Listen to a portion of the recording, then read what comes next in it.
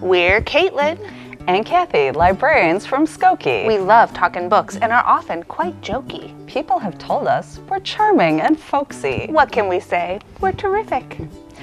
We decided to try our big intro in rhyme. Because as you know, April's poetry time. Or poetry month, if precisely inclined. They understood, Captain Specific.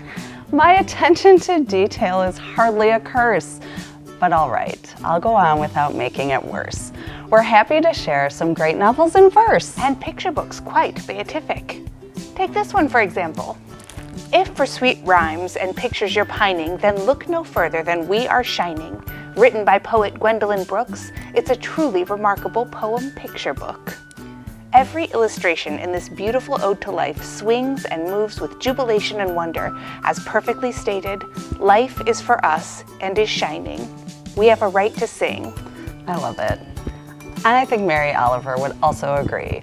While she wrote many, many books of poetry and won lots of prizes, including the Pulitzer Prize, she is actually a wonderful poet for all readers, whether you are a poetry expert or a newbie. Blue Horses represents her return to nature, a theme that defined much of her work. Lovely, playful, and accessible, and certainly not fluff. I can't recommend this enough. Speaking of nature, I brought Joyful Noise. They're bug poems written for multiple voices. Their wonderful cadence when spoken in tandem remind you of insect sounds, patterned and random. This excellent book, written by Paul Fleischman, is meant to be read aloud with a buddy, and if done correctly, the words sound like insect songs. It's delightful. Now, I'm about to give you some insight into my own origin story. Get ready, because it's about to get real cool in here. So, while the rest of our classmates were going to parties and hanging out and whatnot, my best friend Naomi and I spent many a middle and high school evening in the dusk of our loft bedroom, blissfully reading these poems aloud together. Let me tell you, getting through the Whirligig Beetles poem is a real win because it's a mouthful. Highly recommended for bug lovers, word artists, and the coolest teenagers.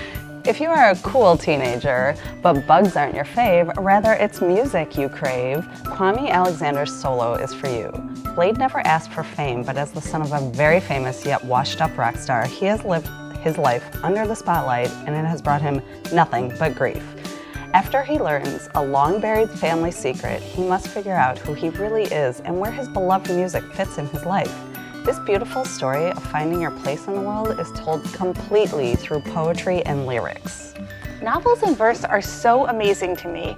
So much feeling packed into short-form poetry. It's like what they're losing in long exposition is more than made up for in deep intermission.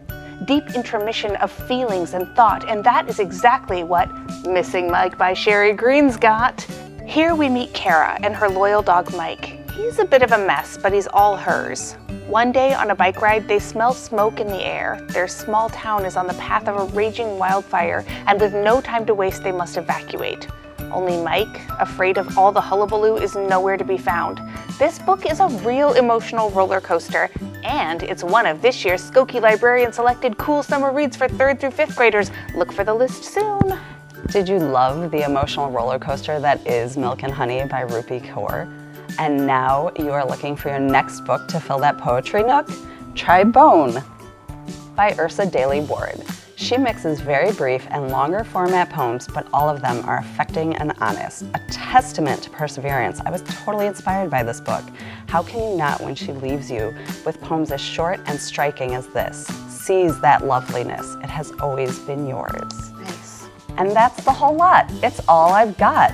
So why don't you share in this poetry affair? To the comments below is where you can go. Then join us in May to hear what we say about books that we love like a hand loves a glove, like a warm bubble bathy. We're Caitlin and Kathy.